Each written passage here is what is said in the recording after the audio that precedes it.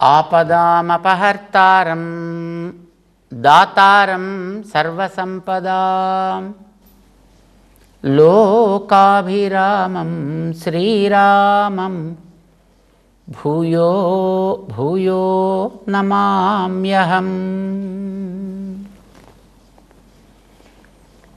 జై శ్రీమన్నారాయణ. ప్రియ భగవద్బంధువులారా, భగవద్గీత లాంటి గ్రంథాలు మనం వినేటప్పుడు కొన్ని పదాలని మనం సక్రమంగా అర్థం చేసుకోవాల్సిన అవసరం ఉంటుంది. కొన్ని పదాలు లోకంలో వ్యవహారంలో ఒక రకంగా ఉంటాయి, కానీ వాటికి ఉండే అసలు అర్థం వేరేగా ఉంటుంది. మనకు అవి రెండూ తెలియాల్సిన అవసరం ఉంది.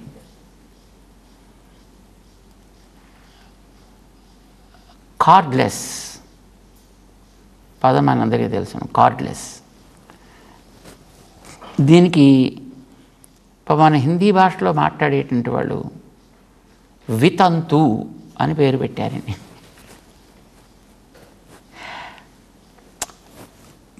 పదం మంచిదే. తంతు అంటే తీగలు లేకుండానే కమ్యూనికేట్ చేయగలిగేది కదా. కమ్యూనికేట్ చేసే తీగలు లేకుండా కనుక వినా తంతు జరిపేటటువంటి కమ్యూనికేషన్ కనుక ఇది వితంతు ప్రసారము. అర్థం అదే, కానీ అది వాడకంలోకి వచ్చేటప్పటికి బహుశా హిందీ భాష మాట్లాడే వాళ్ళకి మంచిగానే ఉండొచ్చు, కానీ అది మిగతా భాషలు మాట్లాడే వాళ్ళకి కొంచెం ఇబ్బందికరంగా అనిపిస్తుంది అన్నమాట. ఎందుకంటే ఆ వితంతు అనే పదం లోకంలో భర్తృహీన అయినటువంటి వ్యక్తికి వాడేటటువంటి పదం అది. కనుక ఇలాంటి పదం వాడితే కొంతమందికి అది ఎంబరాసింగ్గా అనిపిస్తుంది అన్నమాట, ఇబ్బందికరంగా ఉంటుంది. అందుకని దాన్ని నిస్తంత్రి అని వాళ్ళు పేరు పెట్టుకున్నారు. అది కూడా అర్థం అదే.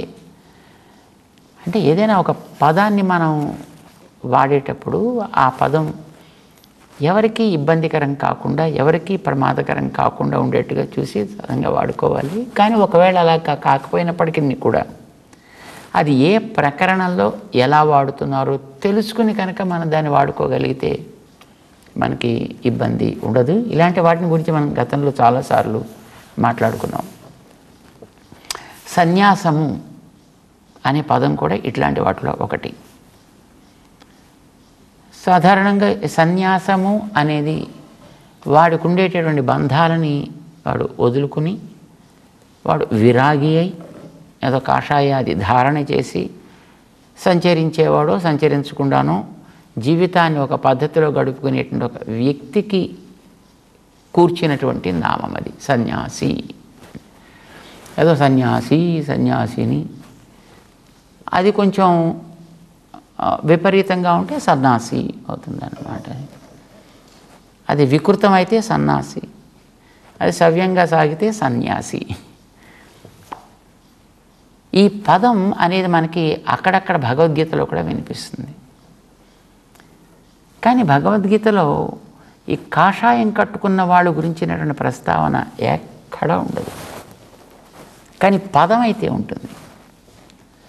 అది ఈ పదం దేని మీద వాడారు, ఎవరి గురించి వాడారు అనే విషయాన్ని మనం గుర్తించాల్సినటువంటి బాధ్యత ఉంటే మనం ఆ పదంలోకి ప్రవేశించేటప్పుడు అన్నమాట.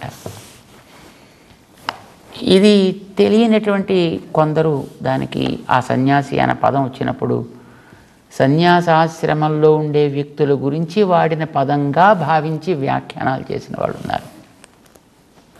కానీ మనకి రామానుజాచార్య స్వామి దీనికి వ్యాఖ్యానాన్ని మనకి అందిస్తూ ఆ పదానికి సన్యాసి అనంటే వైరాగ్యంతో కాషాయ ధారణ చేసి తనకుండేటటువంటి ఇతర కుటుంబ బాధ్యతలు లాంటివి ప్రాపంచికమైనటువంటి బాధ్యతల్ని వదిలిపెట్టిపోయినటువంటి వ్యక్తి కాదు. మరెవడు? మంచిగా బతికే వ్యక్తి, భగవంతుడు ఆదేశించినట్లుగా బ్రతక నేర్చిన వ్యక్తి ఎవడో వాడు సన్యాసి. సత్ అనేది భగవంతుడికి పేరు. న్యాసం అంటే ఉంచుట. ఏమిటి ఉంచుట అంటే తన యొక్క మానసిక ప్రవృత్తులని భగవంతుని యందు ఉంచిన వాడెవ్వడో వాడు సన్యాసి. మీ ఇష్టమేనా ఇలా చెప్పడం?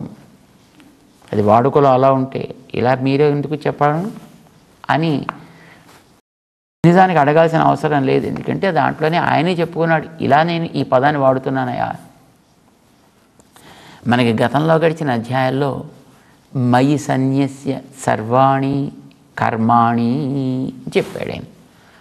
పనులన్నింటినీ కూడా నా యందు వదిలి నా యందు అర్పించి చేయుము అంటే చేసేటటువంటి పనిని నేను వెనకాతలుండి చేయిస్తున్నానని, పని వల్ల కలిగేటటువంటి ప్రయోజనం నేనే ఇచ్చేవాడిని అని గుర్తించి, ఆ చేయడంలో ఉండేటటువంటి ఆ శక్తి నా వల్లనే ఉపయోగపడుతుంది అని గుర్తించి ఎవడు చేస్తాడో వాడిని పాపం తాను అక్కడ ఆ పదంతో చెప్తున్నాడు, వాడు కర్మ ఆచరణ సవ్యంగా చేయ నేర్చినవాడు. అది దేంతో వదలాలో కూడా చెప్పాడు ఆయన. శారీరకంగా తీసుకెళ్ళి పనులన్నీ ఆయన యొక్క పాదాల మీద వదిలిపెట్టేసి కూర్చోవడం కాదు చేయాల్సింది. అధ్యాత్మ చేతసా మయి సన్యస్య సర్వాణి కర్మాణి. ఇది మన గతంలో చెప్పుకున్నాడు ఆయన. మనసుతో వదలాలి. మనసుతో వదలంటే ఫిజికల్గా కర్మలు చేయాలి, శారీరకంగా కర్మాచరణ చేయాలి, కానీ మనసుతో మాత్రం వాడు దాన్ని వదలాలి. ఎక్కడ వదలాలి? అది మయి అని భగవంతుడు స్పష్టంగా తనని చూపించడం జరిగింది. భగవంతుడి మీద వదలాలి, అప్పుడు దానికి యజ్ఞం అనే పేరు వస్తుంది అని చెప్పాడు ఆయన మనకి గతంలో గడిచిన 3-4 అధ్యాయాల్లో. చేత సన్యాసం అనే పదం ఎక్కడొచ్చినా చేసే పనిని మనస్సుతో దాని యందు ఉండే ఫలకాంక్ష, అది చేసేటప్పుడు దాంతో ఉండే సంఘం, నేను చేస్తున్నాననే కర్తృత్వం, ఈ మూడిటిని మనసుతో ఎవడు భగవంతుడి యందు వదులుతాడో వాడు సన్యాసి. అలాంటి వాళ్ళకి సమాధానం చెప్తున్నాడు శ్రీకృష్ణుడు 6వ అధ్యాయం ఆరంభం చేస్తూనే. ఏమని? న నిరగ్ని నచ అక్రియ. అగ్నులు ఆర్పేసి కూర్చున్నవాడు సన్యాసి కాడు. అక్రియ, పనులు మానేసి కూర్చున్నవాడు, సంధ్యాదులు మానేసినవాడు సన్యాసి కాడు. యజ్ఞోపవీతాదులు తీసేసి శుభ్రంగా తెంపి బయట పారేసినవాడు వాడు సన్యాసి కాడు. శిఖాధారణ త్యజించినవాడు సన్యాసి కూడా కాడు. మరి ఎవడు సన్యాసి అంటే? అనాశ్రిత కర్మ ఫలం. కర్మ ఆచరించాలి, కార్యం కర్మ, పని చేసే తీరాలి అనే నిర్ణయంతో, నిశ్చయంతో కరోతియ, పనిని ఎవడైతే చేస్తాడో, అయితే ఏం వదిలేడు వాడు? కర్మఫలం అనాశ్రిత. చేసేటటువంటి కర్తృత్వాన్ని వదిలేడు, సంగమును వదిలేడు, నేను చేస్తున్నా నా వల్ల జరుగుతోంది అనేది వదిలేడు, ఫలాన్ని కూడా వాడు వదిలేడు. ఈ మూడిటిని వదిలి ఎవడైతే ఇది నాకు చేయవలసినదే అని గుర్తించి తన యొక్క నిత్య కృత్యాన్ని నెరవేరుస్తూ ఉంటాడో సన్యాసి. వాడే సన్యాసి. వాడు కాషాయాలు ధరించక్కర్లేదు, వాడు గృహాన్ని వదిలిపెట్టాల్సిన అవసరమూ లేదు. వాడే యోగీచ. వాడే దేంతో కలవాలో దాంతో కలిసినటువంటి వ్యక్తి కూడా. అంతే తప్ప నా నిరగ్ని నచ అక్రియ అని 6వ అధ్యాయంలో ఆయన ఖండించి పారవేశాడు అలాంటి స్థితిని. మనకి ప్రహ్లాదుడు అట్లాంటి వాడు, ఆళ్వార్లు అట్లాంటి వాళ్ళు, మహానుభావులు మనకి భక్తులుగా తెలిసేటువంటి వాళ్ళందరూ మన గ్రంథాల్లో అట్లాంటి వాళ్ళే. పరమ వైష్ణవ అగ్రేసరులు వాళ్ళందరూ కూడా. ఇలాంటి వాళ్ళు రాక్షసుల్లో ఉన్నారు, జంతువుల్లో ఉన్నారు, మనుషుల్లో ఉన్నారు, అన్ని రకాల ప్రాణుల్లోనూ ఉన్నారు. భగవంతుని యందే భారమును సమర్పణ చేసి జీవించేటటువంటి వ్యక్తులు. మనకి రామాయణంలోకి ఒకసారి తొంగి చూస్తే అందులో మొట్టమొదట మనకు కనిపించే శరభంగ మహర్షి దగ్గర నుంచి కొంచెం పైకి పెడితే కనిపించే సుతీక్ష్ణుడు అనేటువంటి మహర్షి, మరికొంచెం పైకి పెడితే ఆంజనేయుడు లాంటి వాళ్ళు, శబరి లాంటి వాళ్ళు, మహానుభావులు వీళ్ళందరూ కూడా. శబరి కూడా ఉత్తమ వైష్ణవి, ఆవిడ కూడా ఉత్తమ సన్యాసిని. కాషాయం కట్టుకోలేదు కానీ సన్యాసిని. ఆంజనేయుడు కాషాయం కట్టుకోలేదు కానీ ఆయన కూడా సన్యాసి, రాముని యందు భారం పెట్టినవాడు. సుగ్రీవుడు, విభీషణుడు అంతే. జటాయువు మనకి చెప్పేది ఏమిటి కనుక వీరందరినీ కూడా మన సన్యాసులు అని అంటాం. ఇది మన పూర్వాచార్యులు గ్రహించారు. అందుకే శ్రీ వైష్ణవ సంప్రదాయంలో భగవంతుని యందు భారమును అర్పణ చేసి పంచ సంస్కారాల ద్వారా ఎవడైతే వైష్ణవుడవుతాడో వాళ్ళందరూ సన్యాసులేనే. అందరూ సన్యాసులే. వాళ్ళు పిల్లలు కావచ్చు, పెద్దలు కావచ్చు, ఎవరైనప్పటికీ కూడా. ఎందుకని? వారందరూ కూడా పంచసంస్కార దీక్షితులు అవ్వడం చేత వారు తమ భారాన్ని మనసుతో భగవంతుని యందు సమర్పించిన వ్యక్తులు కనుక వారు వైష్ణవులు, కనుక వారు సన్యాసులు. సతి న్యాసము చేసినవారు అన్నమాట, ఉంచినవారు భారాన్ని అని అర్థం.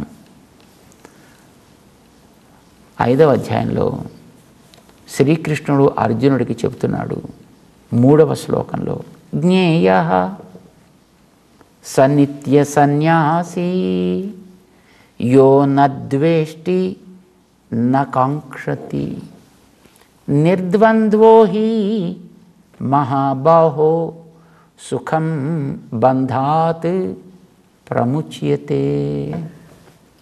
జ్ఞేయః సనిత్య సన్యాసి, వాడే నిత్య సన్యాసి, ఎప్పుడూ కూడా వాడు సన్యాసి.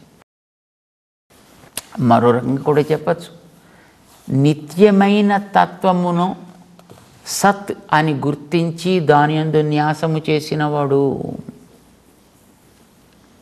సత్ యందు నిత్యము న్యాసము చేసినవాడు, భగవంతుని యందు భారమును సమర్పణ చేసినవాడు అని అర్థం. వాడే నిత్య సన్యాసి. ఎవడు? యహ నద్వేష్టి నకాంక్షతి. ఇప్పుడు ఏదైనా ఒకటి రాస్తున్నాం అనుకోండి, మన చేతిలో పెన్ పెట్టుకున్నాం, ఈ పెన్నుతోటి మనం రాస్తాం. ఇది రాసేటప్పుడు అప్పుడప్పుడు కొన్ని అందంగా వస్తాయి, కొన్ని అందంగా రాకపోవచ్చు. కొన్ని మన అనుకూలమైన అక్షరాలు పడవచ్చు, కొన్ని అననుకూలమైన అక్షరాలు రావచ్చు. కానీ ఏది వచ్చినా దీనికేమీ ద్వేషము లేకపోతే కాంక్ష ఉండవు. ఎందుకు ఉండవు? ఇది నిత్య సన్యాసి. ఏం చేసింది ఇది? నేను రాయగలిగిన శక్తి కలదానిని కనుక నీ చేతిలో పెడుతున్నా, నన్ను నీ చేతిలో పెడుతున్నా, నువ్వు ఎలా వాడతావో నీ ఇష్టం, దీంతో నాకేమీ సంబంధం లేదు. తన భారాన్ని ఈ చేతి మీద పెట్టింది. ఇప్పుడు రాస్తుండేటటువంటిది ఏదైనా ఒకవేళ సరిగా రాకపోతే, లేదు అది చూసిన వాడికి ఎవరికైనా ఒళ్ళు మండితే పెన్నును కొట్టడానికి వీల్లేదు వాడు, పెన్నును తిట్టడానికి వీల్లేదు వాడు. ఎవరిని తిట్టాలి? రాసింది పెన్ను కాదు, మరి ఎవరు రాసింది? చెయ్యి. కనుక వాడు చేతిని వాయించాలి ఏమైనా సక్రమంగా లేకపోతే. కానీ తమాషా ఏంటంటే చెయ్యి కూడా తను రాయదండి. ఈ చెయ్యి ఏం చేస్తుంది? తీసుకెళ్ళి శరీరం మీద పెట్టేస్తుంది. రాసేది శరీరమే, చెయ్యే, కానీ ఇది తన భారాన్ని ఈ ఒంటి మీద పెట్టేసింది. కనుక దీనికేమి పెద్ద దాంట్లో పట్టింపు లేదు. నా ద్వేష్టి నా కాంక్షతి. ఆ రాసిన అక్షరం మీద దీనికి ద్వేషము లేదు, ఇది నాకు ఇంత కావాలి ఇంత చేస్తుందనే కాంక్ష కూడా లేదు. ఇది పెన్నుకు లేదు, చేతికి లేదు. కారణం, పెన్ను తీసుకొచ్చి చేతి మీద పెట్టింది, చెయ్యి పట్టుకొచ్చి శరీరం మీద పెట్టింది. శరీరానికి కూడా లేదండి. ఈ శరీరం ఏం చేసింది? ఆ లోపల ఉండేటువంటి ఆత్మ మీద పెట్టింది. తన భారాన్నంతటినీ. కనుక ఈ రాసినటువంటి దీనివల్ల ఎవరికైనా ఒకటికి ఒళ్ళు మండి ఏమైనా చేస్తానంటే వాడు చెయ్యం చేయడానికి వీల్లేదు, పెన్నం చేయడానికి వీల్లేదు, ఈ ఒంటిని చేయాలి. కానీ ఒంటిని కూడా చేయడానికి వీల్లేదండి. ఎందుకంటే ఈ ఒళ్ళు ఏం చేసింది, దాన్ని తీసుకెళ్ళి ఆత్మ మీద పెట్టింది. ఆత్మకి రావాలి అది. ఏదైనా దానివల్లకి లాభం ఉందనుకోండి, ఆ లాభం కూడా పెన్నుకివ్వడు, చేతికివ్వడు, ఈ ఒంటికివ్వడు, ఆత్మగారికి ఇస్తాడు. ఏదైనా వస్తే, ఏదైనా దానికి అది మంచో చెడో ఏదైనప్పటికీ నిజానికి రాసింది ఆత్మ కూడా కాదు. ఈ ఆత్మ ఎందుకు రాసింది? వెనకాతల ఉండి ప్రేరేపణ కలిగించినటువంటి అంతరాత్మ వల్ల రాసింది. ఆ అంతరాత్మ భగవంతుడు. కనుక ఇప్పుడు దీనివల్ల కలిగినటువంటి ద్వేషమైన కాంక్ష అయిన, అనుకూలమైన ప్రతికూలమైన, లాభమైన నష్టమైన ఎవరికి చెందాలి? ఆ లోపలుండే పరమాత్మ గారికి చెందాలి. నియమం ప్రకారం మనం మాట్లాడుతున్నాం. కానీ తమాషా ఏం జరుగుతుందంటే, ఈ పెన్ను పట్టుకొచ్చి చేతి మీద పెడుతోంది, చెయ్యి పట్టుకొచ్చి ఒంటి మీద పెడుతోంది, ఒళ్ళు పట్టుకొచ్చి ఆత్మ మీద పెడుతోంది, ఆత్మ వెనకాదున్న పరమాత్మ మీద పెట్టనంటోంది. ఈ ఆత్మగారు ఏం చేస్తున్నారు? తన మీదే భారం పెట్టుకుని తన భారాన్ని శరీరంతో కలిపి, ఈ శరీరమే నేను, కనుక ఇది నాకు నాది అని అంటోంది. అందుకోసమని అవతల కోపం వచ్చిన వాడు ఏం చేస్తున్నాడు తెలిసిన? వచ్చి ఈ శరీరాన్ని ఆత్మని రెండు కలిపి ఒకదాని పట్టుకుని పాకులు కొడుతున్నాయి కనుక వాడు వేసేదేదో మొత్తం దీనికి వేస్తాడు. వాడు చేతిని కొట్టాడు, పెన్నును కొట్టాడు. కానీ ఈ ఒంటిని పట్టుకుని ఆత్మగారు కూర్చున్నారు కనుక ఇద్దరు ఒకటే అని అనుకుంటున్నారు కనుక దేహాత్మ భ్రాంతి ఉన్నవాడు కదా, ఇదంతా నేనే చేశా అని అంటాడు. కనుక శుభ్రంగా వాడు వాయించదలుచుకుందేదో ఆ దేహం గారికి వాయిస్తాడు, లేదు ఇవ్వదలుచుకుందేదో ఆ దేహం గారికి ఇస్తాడు. దానివల్ల కలిగే లాభమైన దేహానికి ఇస్తాడు, నష్టమైన దేహానికి ఇస్తాడు. అందుకు దేహం అనుభవించాల్సి వస్తుంది. కానీ ఇదే కనుక ఆ లోపలుండే ఆత్మ పైనుండే దేహంతో లింకు పెట్టకుండా అటు లోపలుండే భగవంతుడికి లింకు పెడితే నిజానికి కలిగేటటువంటిది ఏదో నేరుగా అక్కడి దాకా వెళ్ళిపోయి ఆయన మొత్తం ఇన్నిటికి కలిపి ఆనందాన్ని ఇచ్చేవాడిని. ప్రహ్లాదుడు చేసిన ఘనకార్యం అది. తండ్రి గారికి ఒళ్ళు మండి విషం ఇస్తే దానివల్ల కలిగే లాభం ఏదో నాకెందుకు కనుక అని ఆ గ్లాస్ తీసుకున్నాడు, అది చేతికి ఇచ్చాడు, చెయ్యి ఒంటికి ఇచ్చింది, ఒళ్ళు ఆత్మకి ఇచ్చింది, ఆత్మ పరమాత్మకి ఇచ్చింది. ఆయనకి అంటుకుంది ఆ విషయం ఏదో, ఆయనకి ఒళ్ళు మండింది. ప్రహ్లాదుడికి ఏం కాలే, ఈయన హాయిగా అచ్యుతానంత గోవింద అనుకున్నాడు, సుఖంగా ఉన్నాడు. కత్తులతో కొట్టిస్తే నాకు కాదనుకున్నాడు, ఆ లోపలుండి ఆయనకి ఒళ్ళు మండింది. నిప్పుల్లో తోయిస్తే ఆయనకి కాలింది, నేల మీద ఏనుగులతో తొక్కిస్తే ఆయనకు వచ్చింది, అవడు నొప్పులేవో, ప్రహ్లాదుడికి రాలా.